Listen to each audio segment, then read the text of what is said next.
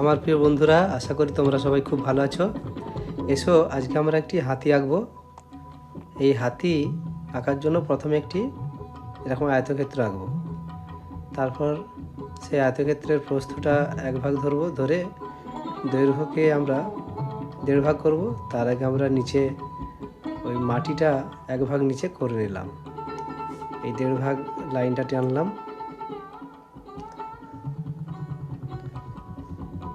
এরপরে সামনে একটি মাথা করব। মাথার জন্য এরকম মাপে একটি সার্কেল আঁকবো।